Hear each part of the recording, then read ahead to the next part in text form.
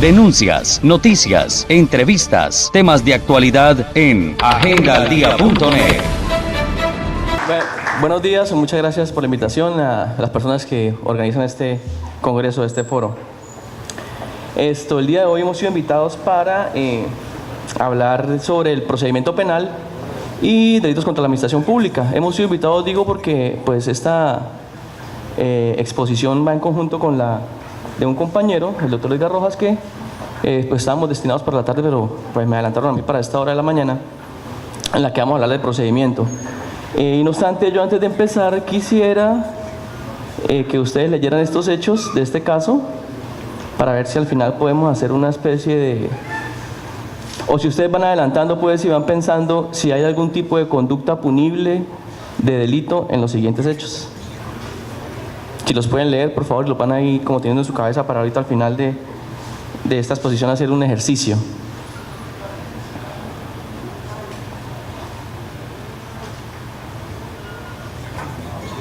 Creo que sí está bien, sí. Sí se escucha bien, ¿no? Y si hay alguien que observe algún delito ya en esos hechos.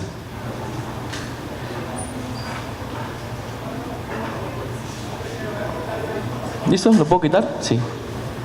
¿Ya lo leyeron? El 29 de abril de 1998, miembros de la sección de pensiones y riesgos laborales del Instituto de Seguros Sociales realizaron una visita a la empresa Inversiones RCJ, compañía limitada, representada legalmente por Carlos Alberto Jaramillo Caballero, y constataron que, no obstante haber hecho las respectivas retenciones a los salarios de sus trabajadores, dejó de consignar los aportes al Sistema General de Seguridad en Salud correspondiente a los periodos de marzo a diciembre de 1997 y enero a abril de 1998, monto que ascendía a 3.470.000 pesos. No sé si ustedes puedan desde ya avisorar que se configure o no algún tipo de conducta punible en este caso. Bien, entonces el tema que me correspondió a mí abordar en esta mañana tiene que ver con el procedimiento penal colombiano. Para ello quiero pues hacer una especie de introducción y decirle a ustedes que en nuestro país desde el año 2004, con la expedición de la ley 906 de ese mismo año, se implementó en Colombia un sistema con tendencia acusatoria, penal acusatorio, y que entró en vigencia de manera gradual en nuestro país. Latinoamérica ha tenido unos sistemas con tendencia escritural, sistemas de enjuiciamiento criminal, pero ha virado su visión hacia los sistemas anglosajones de tendencia oral. Es así como en países como Chile, este país implementó el sistema penal acusatorio y diseñó unas ciudades de estudio a través de las cuales capacitó a los funcionarios que iban a ocupar esos cargos de magistrados y jueces y fiscales dentro del sistema penal acusatorio de ese país. Y también implementó el sistema de forma gradual, es decir, empezaron por las ciudades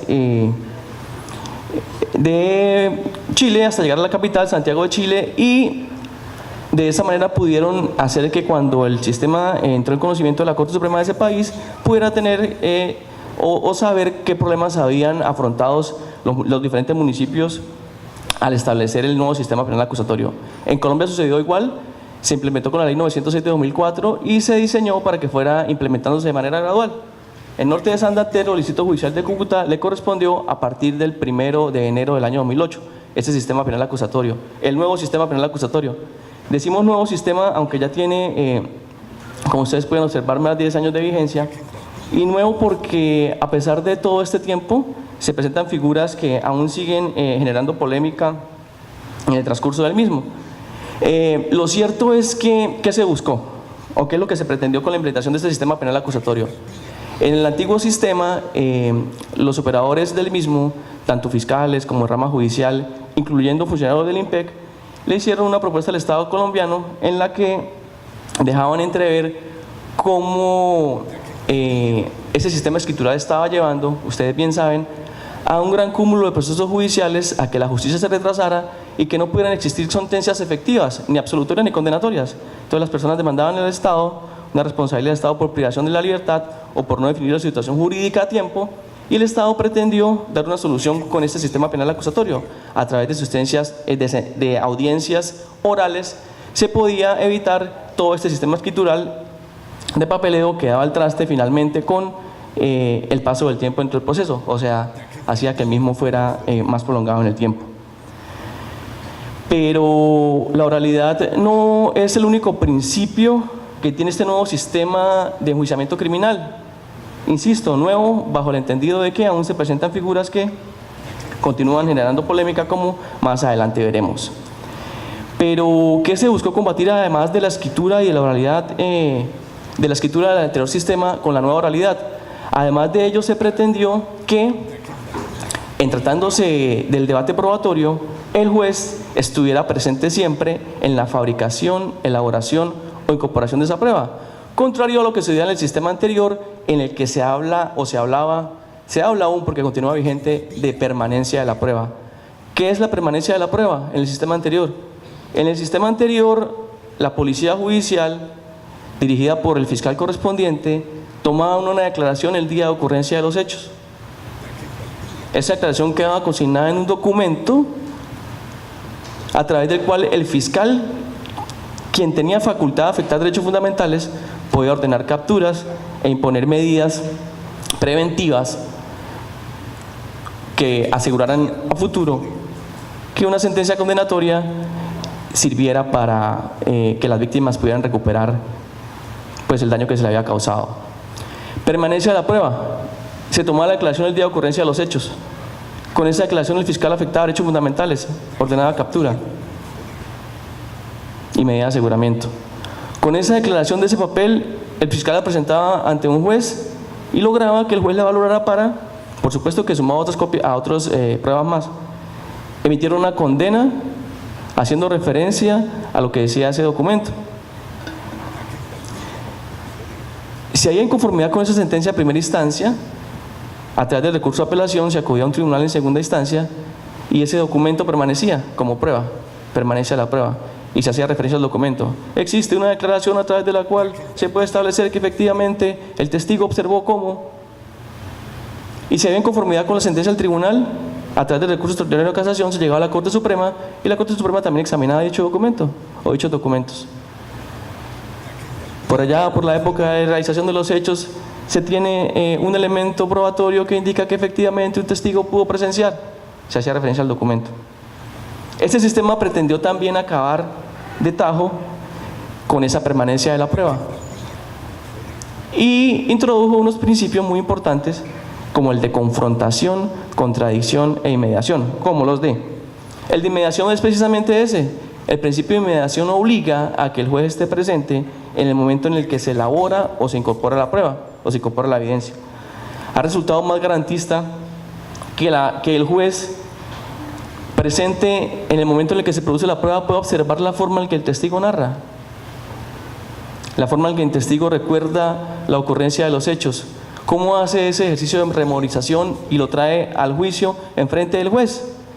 Pero asimismo, a través del principio de confrontación, la parte contra la cual se está utilizando el testimonio también está en la audiencia y puede directamente o a través de su abogado defensor refutar esa declaración, preguntarle a ese testigo, ¿pero usted por qué dice lo que está diciendo?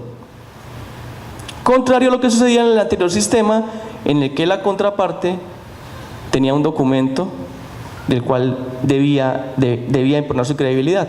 Pues resulta mucho más garantista y más fácil tener al testigo ahí enfrente y saber con preguntas directas por qué razón dice lo que está diciendo. Entonces, todos estos conceptos que tenemos de un sistema anterior y de un sistema nuevo, y cuando hablamos del nuevo sistema penal acusatorio, hacemos referencia a lo oral y a lo escritural, a la inmediación y la permanencia de la prueba. Pero vamos a dejar hoy presentes para que ustedes comprendan las razones por las cuales el sistema penal acusatorio funciona de la manera que lo hace, y es que el mismo está basado en unos principios. Vamos a ver hoy 5 principios fundantes de ese sistema penal acusatorio que hacen o dan claridad de cómo se debe realizar, cómo se debe llevar el mismo, o en qué está fundado más bien. Entonces, estos principios o normas rectoras en juego, debemos iniciar diciendo que sobre las mismas hay una base que es la del debido proceso. El artículo 29 de la Constitución Política, en su inciso segundo, establece que nadie podrá ser juzgado sino conforme a las leyes preexistentes al acto que se le imputa ante juez o tribunal competente y con observancia de la plenitud de las formas propias de cada juicio. Pero ¿cuáles son las leyes preexistentes y cuál es la plenitud de las formas propias de cada juicio? Miremos cuáles son esas normas propias del sistema penal acusatorio. Entonces, como segundo principio tenemos la presunción de inocencia, la carga de la prueba, el indubio pro reo. El sistema penal acusatorio en el artículo 7 del Código de Procedimiento Penal tiene como principio que toda persona se presume inocente y debe ser tratada como tal mientras no quede firme decisión judicial definitiva sobre su responsabilidad penal. En consecuencia, corresponderá al órgano de persecución penal la carga de la prueba acerca de la responsabilidad penal.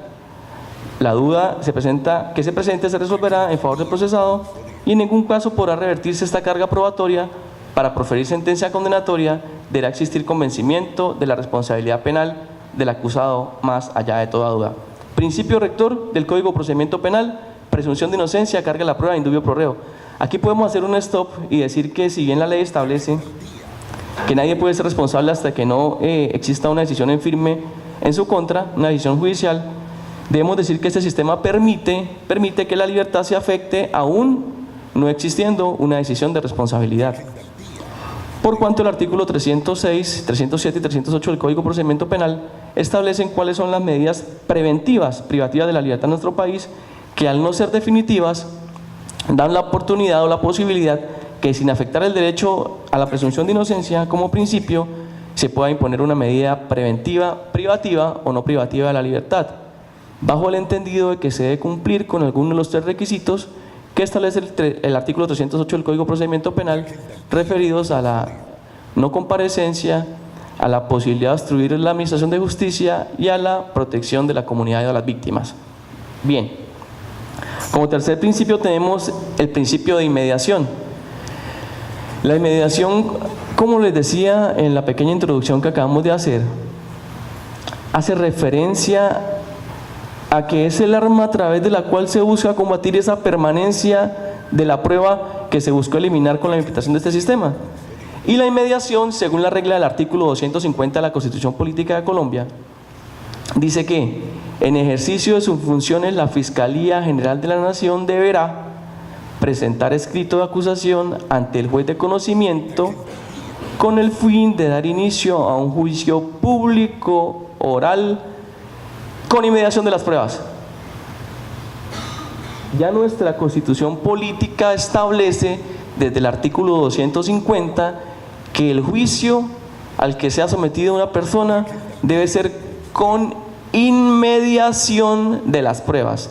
Inmediación de las pruebas. La regla del artículo 16 del mismo Código de Procedimiento Penal establece que en el juicio únicamente se estimará como prueba la que haya sido producida o incorporada en forma pública, oral, concentrada y sujeta a confrontación y contradicción ante el juez de conocimiento. En ningún caso podrá comisionarse la carga de la prueba. En ningún caso podrá comisionarse la carga de la prueba. Principio de inmediación. El juez debe estar presente y no podrá estimar como prueba la que no haya sido producida o incorporada en su presencia. Sin embargo, de las circunstancias excepcionalmente previstas en este código podría tenerse como prueba la producida o incorporada de forma anticipada durante la audiencia ante el juez de control de garantías. El artículo 16 establece como regla que el juez no podrá tener o valorar ninguna prueba que no haya sido practicada en su presencia, pero a la vez establece una excepción, y es que en Colombia existe la posibilidad de que se practique una prueba anticipada antes del juicio oral y público, y están reguladas las causales por las cuales se puede practicar anticipadamente una prueba en el artículo 184 del Código de Procedimiento Penal, y es cuando esa prueba exista riesgo de que se pueda perder. El testigo tenga una enfermedad grave, que tenga como incierta su posibilidad de participación dentro del juicio oral y público, entonces se hace un procedimiento especial a través del cual se permite también la confrontación y la contradicción, porque debe ser citada la contraparte para practicar esa prueba ante un juez que, si bien no va a ser el juez de conocimiento, sino un juez de control de garantías, se hará con garantizando que la defensa tenga la contradicción, la defensa, y que ante el mismo haya inmediación, para que posteriormente, si el testigo no está disponible, se pueda incorporar como una prueba anticipada. La regla del artículo 8, literal K, del Código de Procedimiento Penal establece que en desarrollo de la actuación, una vez adquirida la condición de imputado, éste tendrá derecho en plena igualdad respecto al órgano de persecución penal en lo que aplica a tener un juicio público, oral, con inmediación de las pruebas. Nuevamente, la Constitución Política, el artículo 250, y la regla del artículo 16 y el literal K del artículo 8 del Código de Procedimiento Penal establecen que el juez debe estar presente en el momento en el que se produzca o se incorpore la evidencia. Y finalmente, el artículo 379 del Código de Procedimiento Penal entrega la definición de inmediación y dice: el juez deberá tener en cuenta como pruebas únicamente las que hayan sido practicadas y controvertidas en su presencia. La admisibilidad de la prueba de referencia es excepcional. Entonces, con esta regla de inmediación o con este principio base de nuestro sistema penal acusatorio, se entiende que proscrita o atrás quedó esa permanencia de la prueba, esa capacidad que tenía un documento de viajar por todo un trámite procesal penal y llegar a que en la misma se fundamentara una sentencia. Ahora no es así. Ahora, en razón de la inmediación, ese testigo, para que se pueda tener en cuenta su declaración, deberá ir hasta la audiencia del juicio oral y frente al juez, para que el juez lo pueda ver junto con la contraparte a la cual está señalando, declare lo que es de su conocimiento o los hechos por los cuales fue traído al juicio por la parte correspondiente, por la fiscalía o por la defensa. Entonces, regresamos atrás. Debido proceso, presunción de inocencia, carga de la prueba e indubio pro reo. Y como tercer principio, la inmediación. Inmediación es la presencia del juez en el momento en el que se incorpora o se produce la prueba. Cuarto principio, confrontación. La confrontación. Un principio que el sistema penal acusatorio contempla bajo el entendido de que la persona que está siendo señalada tenga la oportunidad de que ese señalamiento se haga en su frente, enfrente de él, que él pueda observar directamente a la persona que lo está señalando, para que en ese ejercicio de face to face, dicen los estadounidenses, de careo, se pueda confrontar qué es lo que está diciendo. Entonces, el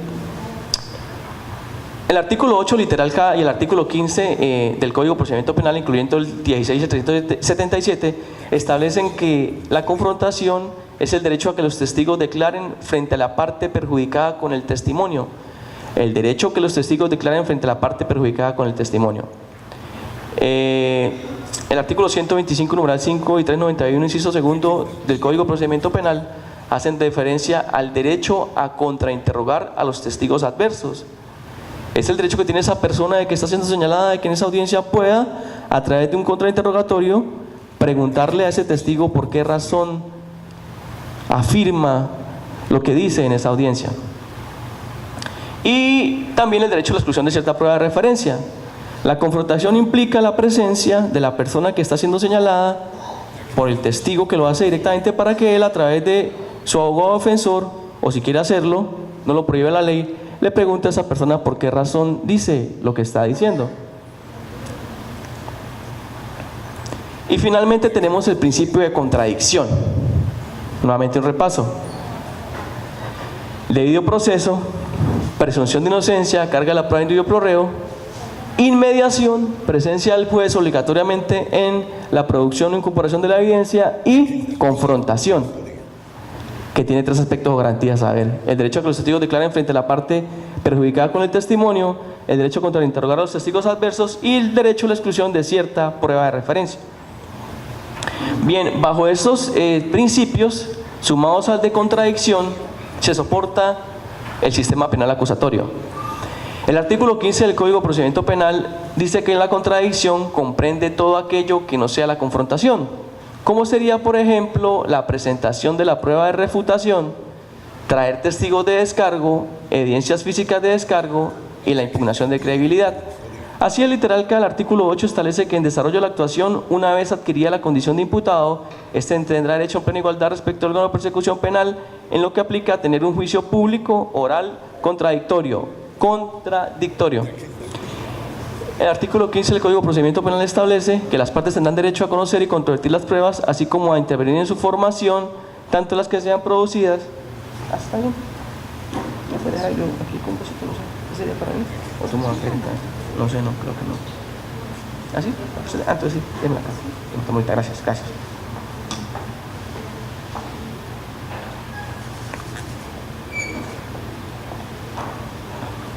El artículo 15 dice que las partes tendrán derecho a conocer y controvertir las pruebas, así como a intervenir en su formación, tanto las que sean producidas o incorporadas en el juicio oral y en el diligente de reparación integral, como las que se practiquen en forma anticipada. Las partes tienen la facultad de controvertir tanto los medios de prueba como los elementos materiales probatorios y evidencia física presentados en el juicio o aquellos que se practiquen por fuera de la audiencia pública. Entonces, en este sistema de responsabilidad penal, dentro del juicio oral y público, a través de la práctica probatoria, se deben poner en vigencia estos principios que esta mañana estamos repasando. Entonces, cuando a ustedes les pregunten de ahora en adelante cuáles son las bases de ese sistema penal acusatorio que tanto habla de oralidad, ustedes deben hacer referencia a un debido proceso, a la carga de la prueba, al indubio pro reo, pero sobre todo a la inmediación, que es la presencia del juez. La presencia del juez. Atrás quedó ese juez que valoraba una evidencia que no había sido practicada en su presencia, que él no había tenido la oportunidad de observar la forma en que se producía. A través de la inmediación y la confrontación, que es ese careo personal, a través del cual existe el derecho de que el procesado pueda observar directamente a la persona que lo está señalando.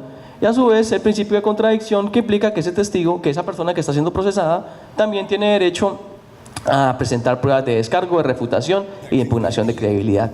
Esa es la base o los 5 principios de reglas de evidencia en Colombia, a través de los cuales se puede observar cuál fue el cambio fundamental que se dio respecto a las bases que se traían con el sistema escritural, en el que había permanencia de la prueba y que no se exigía una inmediación del juez para que pudiera valorar la misma.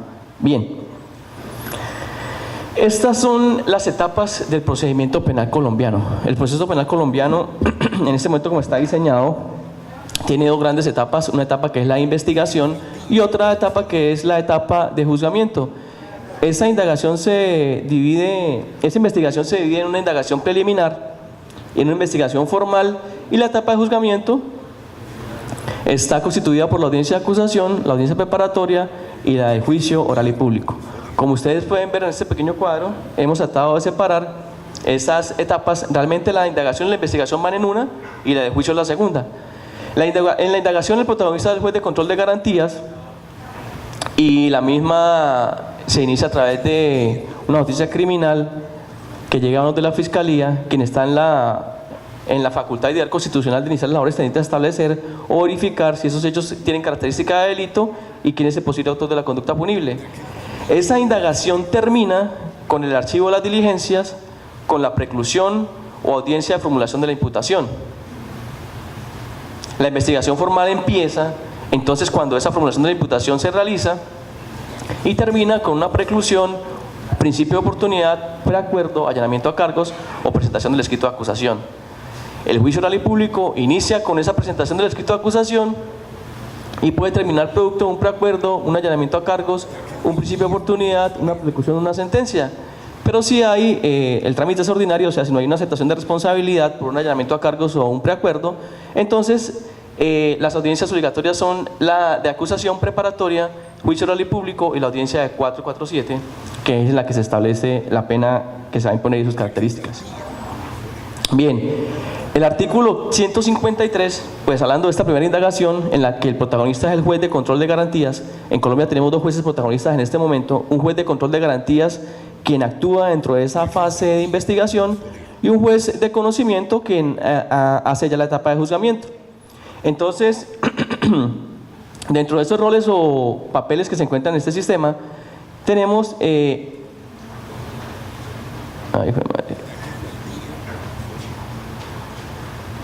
el artículo 153 consagra que las actuaciones, peticiones y decisiones que no deban ordenarse, resolverse o adoptarse en audiencia de formulación de acusación, o sea, en juzgamiento, preparatoria, juzgamiento o el juicio oral y público, juzgamiento, se adelantarán, resolverán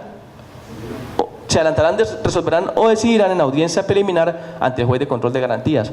Entonces el artículo 153 establece que dentro de las audiencias de acusación, preparatoria y juicio oral y público, el conocimiento está relegado al juez del circuito de conocimiento, para la redundancia, pero lo que no se resuelva en esas 3 audiencias se entenderá que es en audiencia preliminar ante el juez de control de garantías. ¿Y qué audiencias se tramitan ante el juez de control de garantías, o cuáles son las audiencias preliminares, o cuáles no tienen características de acusación, preparatoria de juicio oral? Esas se encuentran en el artículo 154, que establece que a través de la audiencia preliminar ante el juez de control de garantías se deberán tramitar primero el acto de poner a disposición del juez de control de garantías los elementos recogidos en registros, allanamientos e interceptaciones de comunicaciones ordenadas por la Fiscalía para su control de legalidad dentro de las 36 horas siguientes. El juez de control de garantías ha asumido por disposición legal y constitucional la facultad de controlar cualquier intervención de la garantía de los derechos fundamentales de las personas. Es una facultad que la Fiscalía en el anterior sistema tenía.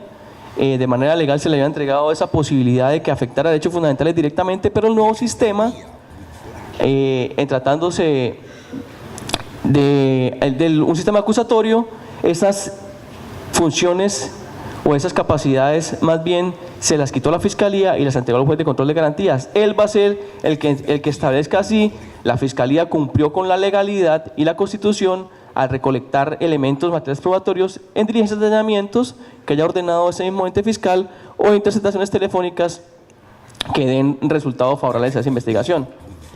Ante el juez de control de garantías se practicará la prueba anticipada, que como vimos debe tener las mismas garantías como si se realizara en el juicio oral, es decir, debe haber confrontación, contradicción e inmediación de la misma. La orden de la adopción de medidas necesarias para la protección de las víctimas y testigos, la que resuelve sobre la petición de medida de aseguramiento. En Colombia, el artículo 308 del Código de Procedimiento Penal establece que las medidas de aseguramiento deberá solicitarlas el fiscal y será el juez de control de garantías quien disponga si se impondrán o no.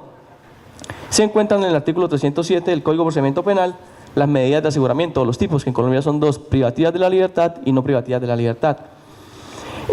Quinto, la que resuelve sobre la petición de medidas cautelares reales. Sexto, la de formulación de imputación, el acto de formular imputación. Séptimo, el control de legalidad sobre la aplicación del principio de oportunidad. Las peticiones de libertad que se presenten con anterioridad al anuncio sentido del fallo y las que resuelven asuntos similares a los anteriores. Esas son las audiencias que conoce el juez de control de garantía, las audiencias preliminares. Vamos a ver que la Fiscalía, según el artículo 66 del Código de Procedimiento Penal, está obligada a ejercer la acción penal y a realizar la investigación de los hechos que revistan características de una conducta punible, de oficio o que lleguen a su conocimiento por medio de denuncia, petición especial, querella o cualquier otro medio, salvo las excepciones contempladas en la Constitución Política y en este Código.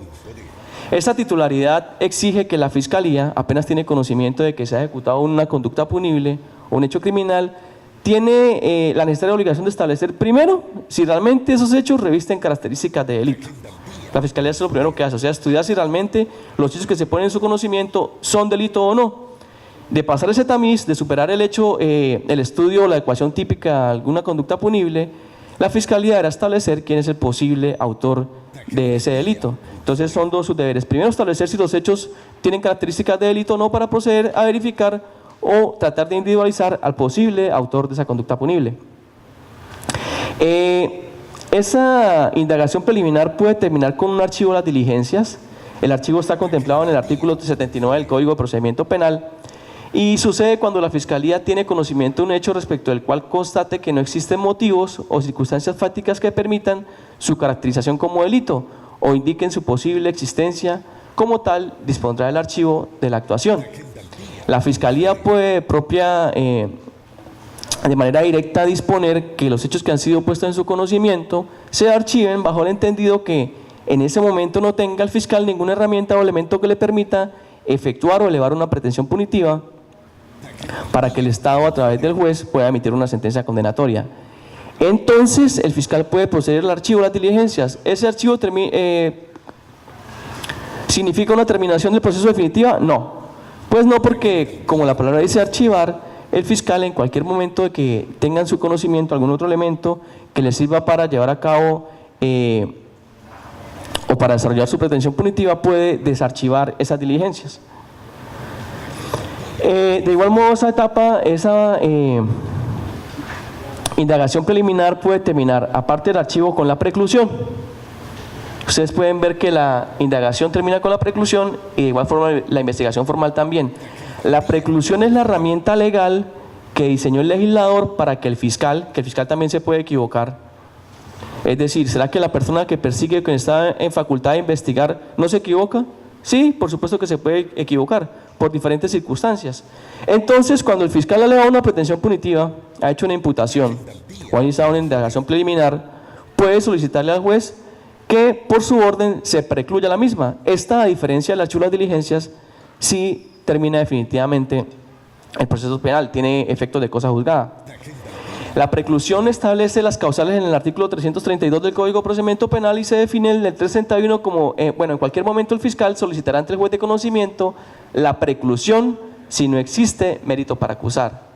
El fiscal inicia la investigación, repito, con unos elementos que ha recolectado, pero puede que en el trámite de la misma dé cuenta de que la persona a la que estaba persiguiendo es la equivocada o que esa persona no tiene responsabilidad penal porque existe algún eximente de responsabilidad que se puede enroscar en su favor. Y así tenemos que las causales del artículo 332 contemplan. La primera es la imposibilidad de iniciar o continuar con el ejercicio de la acción penal. ¿Y cuándo es imposible para el Estado que continúe con ese ejercicio de la acción penal? Cuando posiblemente se presente la muerte del procesado, como ejemplo. Segundo, la existencia de una causal que excluye la responsabilidad de acuerdo con el Código Penal. Y esa segunda causal es un aspecto de importancia bajo el entendido que remite, a pesar de ser una norma de contenido procesal, remite al Código Penal, al artículo 32. En el Código Penal, en el artículo 32, se establecen las causales de ausencia de responsabilidad en nuestro país. Se contempla el estado de necesidad, la legítima defensa, el error de tipo, el error de prohibición, el actuar en legítimo de ejercicio de un derecho, o por orden legítima y legalmente emitida. La causal segunda, el artículo 332 de preclusión, remite a las causales de preclusión, a las causales de ausencia de responsabilidad del artículo 32 del Código Penal. Tercero, también podrá el fiscal pedir una preclusión cuando haya establecido la inexistencia del hecho investigado. Se pone pues en conocimiento de la Fiscalía la existencia de una conducta punible, pero en su investigación o en el trámite de la misma da cuenta de que la misma no existió. Ejemplos pueden ser que el muerto aparece, la persona que se daba por fallecida aparece y manifiesta que pues se encontraba dando un viaje, un paseo y no pues había sido desaparecida o había sido fallecida, en lo peor. También puede ser, se han dado casos en los que la Fiscalía se hace elementos estupefacientes, pero después en el estudio correspondiente da cuenta que lo mismo no corresponde. Se incauta una sustancia de cocaína, pero resulta siendo un elemento para fabricar talco, o la marihuana resulta siendo perejil. Entonces el hecho investigado no existe. Quinto, ausencia de intervención del imputado en el hecho investigado. Pues hace referencia a que la persona procesada pueda demostrar que en el momento de ocurrencia de la conducta punible no se encontraba en el lugar del hecho, estaba fuera del país, o no estaba en el lugar en el que se ejecutó la conducta punible que se le imputa como autor de la misma por haberse encontrado allí. Sexto, la imposibilidad de desvirtuar la presunción de inocencia.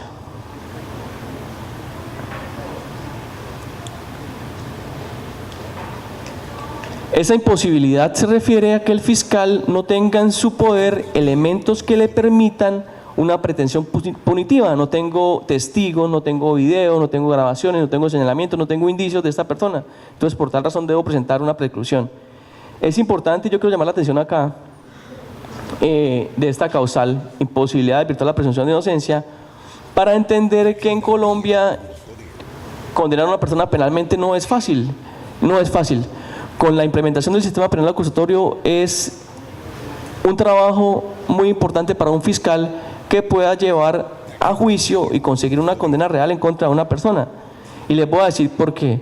Si hemos estado atentos a lo que se ha dicho esta mañana, hemos dicho que uno de los principales cambios que trajo la reforma procesal penal es que en tratándose de la prueba, para que se pueda valorar, el juez debe estar ¿qué? Presente. Eso se llama inmediación. Está presente el juez en el momento en el que se incorpora la prueba. Asimismo, como vimos, el derecho a la confrontación permite que la persona que está siendo señalada tenga enfrente a quien lo está ¿qué? Señalando. Yo quiero hacer una pregunta nada más.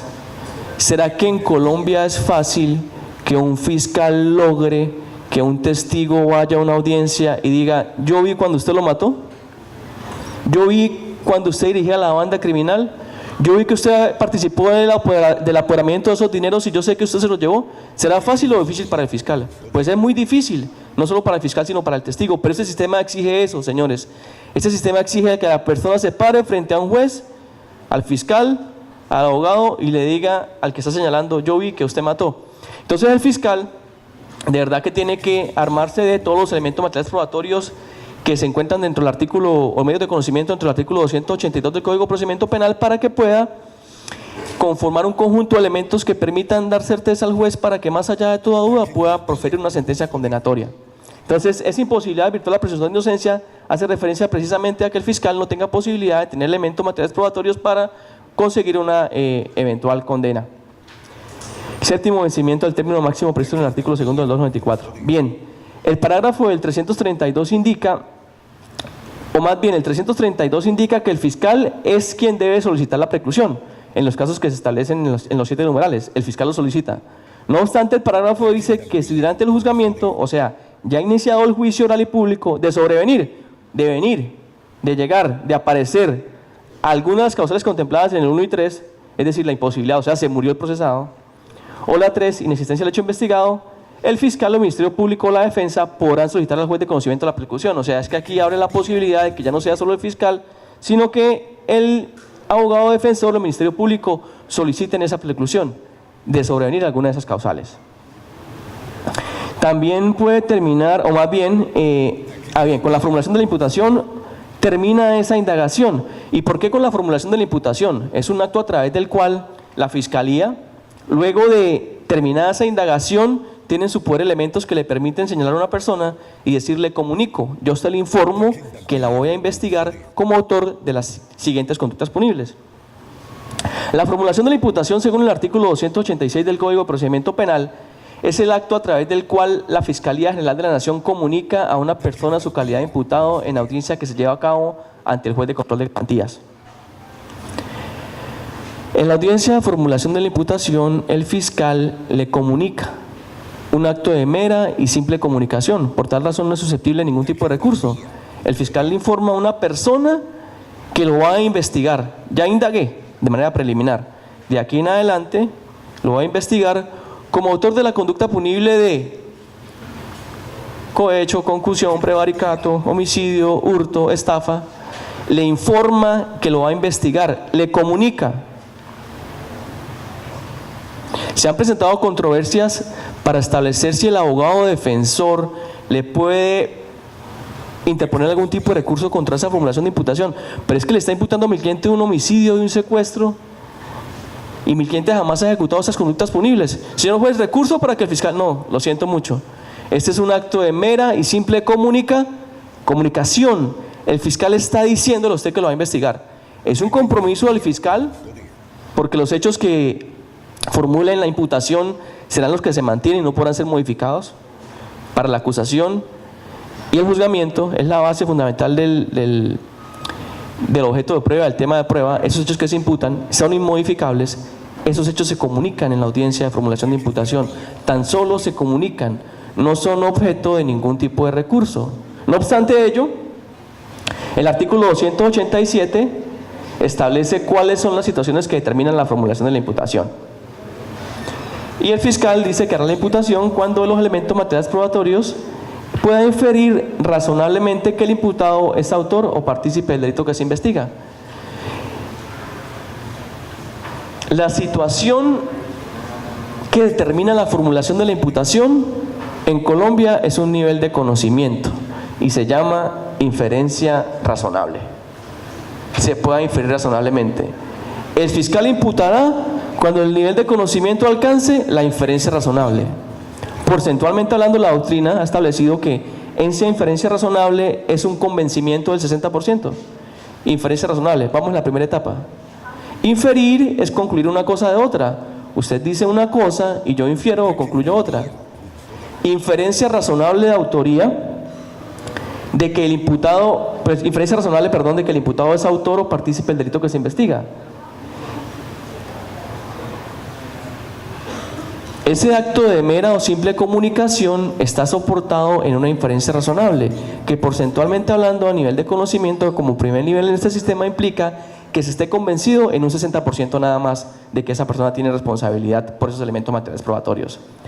El artículo 288 establece qué debe contener esa formulación de imputación, individualizando al procesado, al imputado, incluyendo su nombre, datos que sirvan de identificarlo, el domicilio y citaciones. Pero el hecho de que esté advirtiendo que al ser un simple acto de comunicación, no susceptible de ningún tipo de recurso, porque es una información que la Fiscalía está dando, debemos mirar con especial atención el numeral segundo del artículo 288, contenido de esa imputación.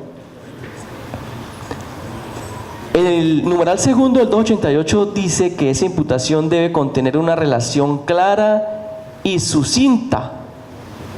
Una relación clara y sucinta de los hechos jurídicamente relevantes. Una relación clara y detallada, paso a paso, de los hechos jurídicamente relevantes, en un lenguaje comprensible, lo cual no implica el descubrimiento de elementos materiales probatorios, evidencia física, ni de la información en poder de la Fiscalía, sin perjuicio de lo requerido para solicitar la medida de aseguramiento. Aparte de que la formulación de la imputación exija que la persona debe ser individualizada, el numeral segundo del 288 exige que esa imputación o ese acto de comunicación sea una relación clara y sucinta de los hechos. Entonces, cuando el abogado defensor en la imputación levante la mano y el juez le diga, señor abogado, no es procedente ningún recurso, el abogado puede hacer exigible el numeral segundo del 288. Y es, señor juez, ya que el fiscal está diciendo que mi cliente al parecer ejecutó estas conductas punibles, yo necesito, como defensor, que la declaración sea clara y sucinta.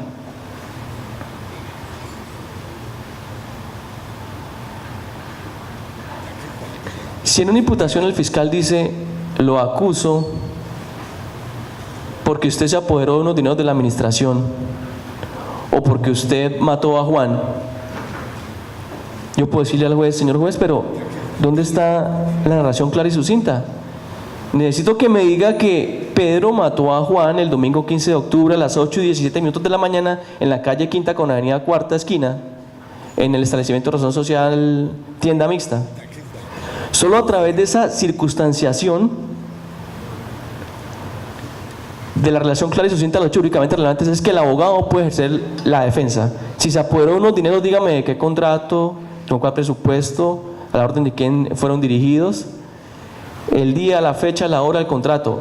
Todo debe estar sucintamente detallado para que la defensa se pueda ejercer a cabalidad.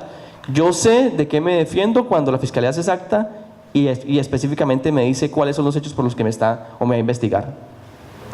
Bien, entonces esa formulación de la imputación termina la indagación preliminar, pero a su vez abre la investigación formal.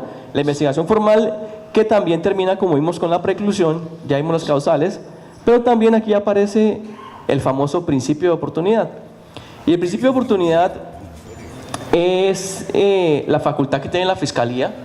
La Fiscalía tiene por obligación establecer si efectivamente los hechos son delito que le fueron presentados y luego de que establezca que sí son delito, iniciar las labores tendientes a individualizar al posible autor de la conducta punible.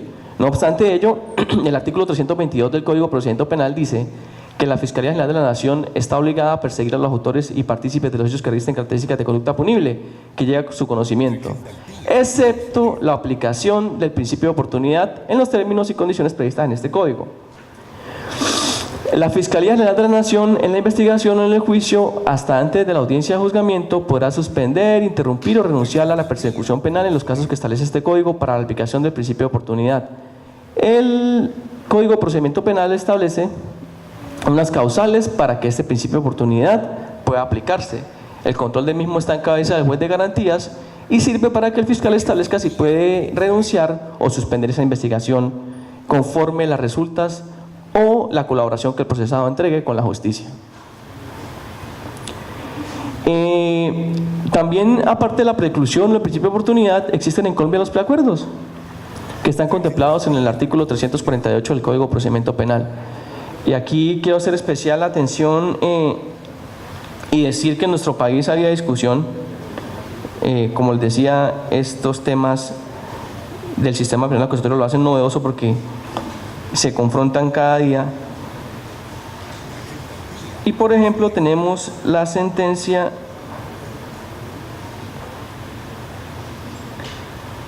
el que la quiera apuntar, la sentencia 39831 del 27 de septiembre del 2017.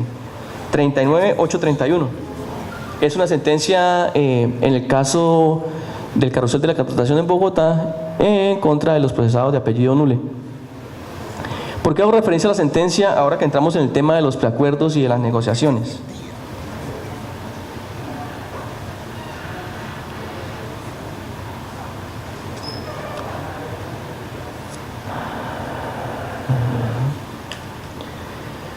En Colombia hay dos posibilidades de aceptar responsabilidad. Una de ellas es el allanamiento a cargos y otra es la suscripción o la firma de un preacuerdo. El allanamiento a cargos es una decisión propia, unilateral, personal, que puede darse en cualquiera de las audiencias, por ejemplo en la audiencia de formulación de imputación. La persona que se allane a cargos en la audiencia de formulación de imputación, según el artículo 351, comporta una rebaja hasta la mitad de la pena imponible, acuerdo que se consignará en el escrito de acusación. Si una persona es llamada a una audiencia de formulación de imputación y en esa primera audiencia en la que tan solo se le comunica el ser autor de unos hechos jurídicamente relevantes que la Fiscalía en ese momento le está contando, si la persona se allana a cargos, recibe una rebaja ¿de cuánto? De hasta el 50% de la pena a imponer. La ley dice que hasta el 50%, dice el artículo 351, que comporta una rebaja hasta de la mitad, hasta de la mitad. Ese hasta, jurisprudencialmente, la Corte lo estableció en la mitad. O sea, la Corte dijo, si la persona se allana en la audiencia de formulación de imputación, la rebaja de pena que se le hará será la del 50%. Pero no obstante, además de la audiencia de formulación de imputación, existe el preacuerdo. Y el preacuerdo es una figura jurídica que tiene por fin humanizar la actuación procesal y la pena, obtener pronta y cumplida justicia, activar la solución de conflictos sociales que genera el delito, propiciar la preparación integral de los prejuicios ocasionados con el injusto y lograr la participación del imputado en la definición de su caso. Entonces, allanamiento a cargos, decisión unilateral. Usted decide allanarse a cargos y le comporta una rebaja de pena. Ya preacuerdo, vamos a observar qué tipo de negocio hacemos, usted va a aceptar una responsabilidad, qué beneficio tiene la Fiscalía, qué oportunidad de reparación tiene la víctima. El preacuerdo abarca una serie de temas que van más allá de la simple aceptación de responsabilidad. Señor Juan, le imputamos la conducta punible de, en esta audiencia de imputación. ¿Acepto cargos? Listo, tiene una rebaja del 50% según el 351. Pero si no quiero aceptar cargos y voy a un preacuerdo, el preacuerdo va a marcar una serie de requisitos adicionales. Como por ejemplo, el del artículo 349 que dice lo siguiente. En los delitos en los cuales el sujeto activo de la conducta punible hubiese obtenido incremento patrimonial fruto del mismo, ¿será el caso de los nules? ¿Será ese?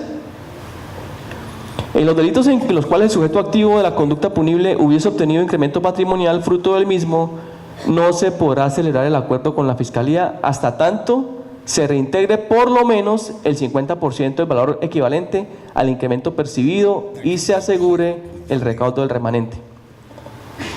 ¿Hay alguna diferencia entre el allanamiento y los preacuerdos? Sí, la primera que podemos evidenciar es que el preacuerdo tiene una excepción, y es que si el sujeto activo de la conducta ha incrementado su patrimonio, para que pueda recibir la rebaja de pena deberá devolver ¿cuánto? El 50% y asegurar que devuelve el otro 50%. Entró una discusión en Colombia, discusión desde la Corte Suprema de Justicia. Si el abogado tiene un cliente y le dicen, si usted se allana a cargos recibe el 50% de rebaja de pena, se allana a cargos, pero en cambio si preacuerda también recibe el 50%, pero debe revolver ¿cuánto? El 50%. ¿Qué será más beneficioso? ¿O cuál es la alternativa que el abogado ofrece? ¿La A o la B? La A, ¿no? Allanas a cargos, que no hay ninguna exigencia de devolución de lo que usted aparece incrementado. La Corte de los Estudios dijo, sí, claro, el allanamiento a cargos es unilateral, es una decisión propia. Por eso obtiene esos beneficios. O sea, yo no le puedo exigir que devuelva nada porque él está decidiendo en una audiencia que acepta responsabilidad. Pero en cambio, si vamos a un preacuerdo, ya la vaina es diferente. Ya tengo la posibilidad de que en ese preacuerdo, en razón del 349, se le exija al procesado que devuelva la plata, si no, no puede firmar el preacuerdo. Pues bien, llegó el caso que ustedes ya conocen porque ampliamente o publicitado ha sido, y es el de la contratación de Bogotá. ¿Qué creen ustedes que le recomendaron los abogados de los NULE? Que preacordaran o que se allanaran. Entonces, cuando llega el proceso de la Corte dice, no, un momento, o sea, no podemos concebir, aunque ya lo habíamos dicho, que el preacuerdo sea diferente para la aplicación del 349 al allanamiento. En los dos hay un beneficio que recibir el procesado, y condicionaron, a través de la sentencia que acabo de decir, la voy a repetir porque no la apuntó, es bastante interesante, la sentencia 39831 del 27 de septiembre de 2017. La Corte equiparó el significado de estas dos figuras jurídicas y dijo, de ahora en adelante se entenderá que así la persona se allane a cargos, se le aplicará, si se incrementó su patrimonio, la prohibición del artículo 349. O más bien prohibición, dijo la Corte en la sentencia, que dependerá de la devolución de ese dinero el monto de la rebaja, que ya no podrá ir hasta el 50%. Si no devuelve el dinero y asegura que se devuelve el otro 50%, la rebaja no podrá llegar al 50% de la pena que se le va a imponer. Bien. Modalidades, preacuerdos y presentación del escrito de acusación. Indagación preliminar, está la Fiscalía verificando si puede imputar, comunicarle a un individuo la ejecución de una conducta punible. Imputada o comunicada, termina la indagación preliminar. Pero luego de esa formulación de imputación, la Fiscalía, si tiene elementos para ello, deberá presentar la acusación. Si observa que se equivocó, que la conducta es atípica o que opera alguna causal de ausencia de responsabilidad, no presentará la acusación, sino que irá a la figura de la preclusión, la herramienta que el legislador dio para que el investigador o esa persona que tiene la facultad, en el momento determinado pueda pedir que el proceso se termine con efectos de cosa juzgada a través de la preclusión. No obstante, si el proceso va a seguir adelante, debe presentarse la acusación, que según el artículo 336, o más bien 336 establece que el fiscal presentará el escrito de acusación cuando, ante el juez competente para adelantar el juicio, cuando los elementos materiales probatorios o evidencia física o información legalmente obtenida se pueda afirmar con probabilidad de verdad. Con probabilidad de verdad. Con probabilidad de verdad que la conducta delictiva existió y que el imputado es su autor o partícipe. Con probabilidad de verdad. Ustedes verán que la diferencia entre el nivel de conocimiento de la imputación, en la imputación es inferencia ¿qué? Razonable. Inferencia razonable que equivale a un 60% de convencimiento, pero ya el escrito de acusación, el fiscal no va con inferencia razonable, va con probabilidad de verdad. Yo presento la acusación porque hay probabilidad de verdad de que usted es autor de la conducta punible o que tiene responsabilidad en los hechos en materia de investigación. Y esa probabilidad de verdad es el segundo nivel de conocimiento y llega, doctrinariamente hablando, así lo definió la doctrina, a un 80%. Estoy convencido de la imputación de un 60%, ahora lo acuso porque estoy convencido en un 80% de su responsabilidad penal. Bueno, están los contenidos de la acusación, que de igual manera, así como la imputación, en el numeral segundo del 337 se establece que la misma tiene que hacer una relación clara y sucinta de los hechos jurídicamente relevantes en un lenguaje comprensible. Esas son las etapas del procedimiento penal ordinario en nuestro país: indagación, investigación y la etapa de juzgamiento. En eso se resume pues los principios constitucionales base del sistema penal acusatorio, un acercamiento a cómo funcionan las audiencias o cómo se dividen, como hemos visto, y finalmente pues en tratándose de que la ponencia o nuestro grupo de ponencia ha sido dirigida a la etapa procedimental y los delitos específicamente contra la administración pública. Quiero adelantarme un poquito, pues por cuestiones de tiempo no alcanzamos a más, y es que en principio les mostré un caso, los hechos del caso. ¿Se configura alguna conducta punible de estos hechos?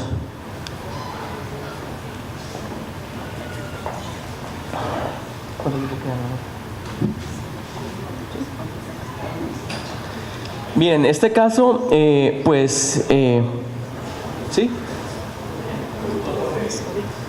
Sí. ¿Cuál sería el delito, doctor?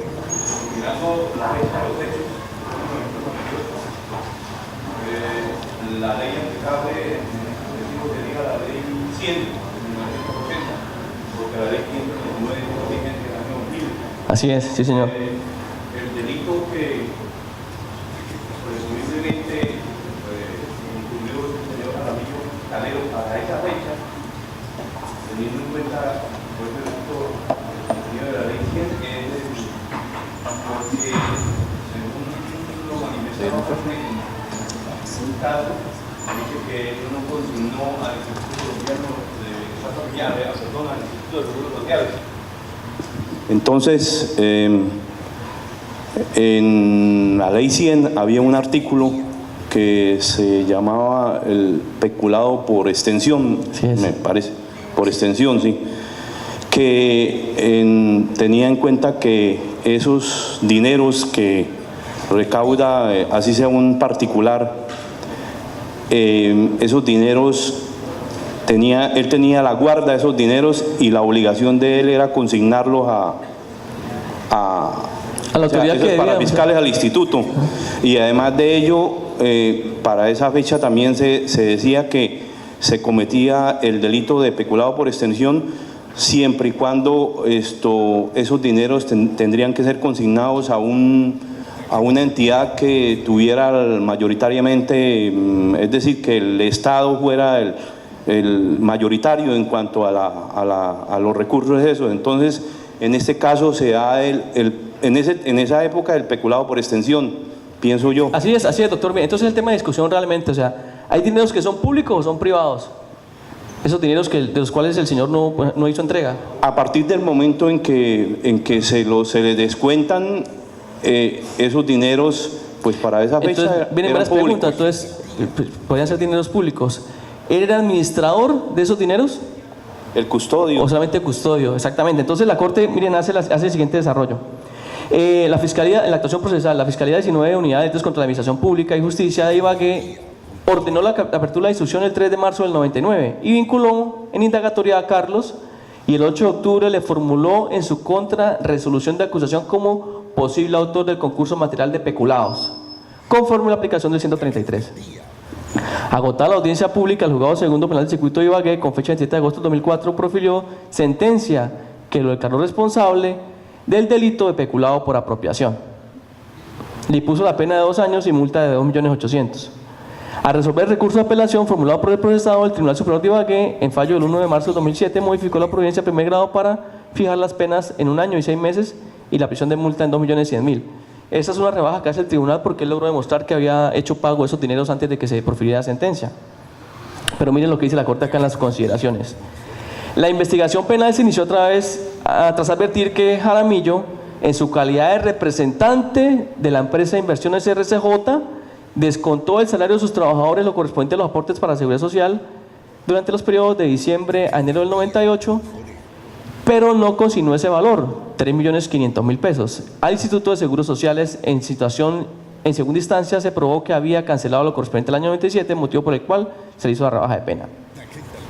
Dicha conducta la calificó el fiscal como peculado por apropiación, en los términos del 133, y por ella se le condenó en criterio de los juzgadores porque Jaramillo ostentaba la calidad de servidor público, porque por mandato legal tenía la obligación de descontar a sus trabajadores los aportes de la salud y pensiones profesionales y posteriormente poner sus recursos a disposición de la entidad encargada de su administración.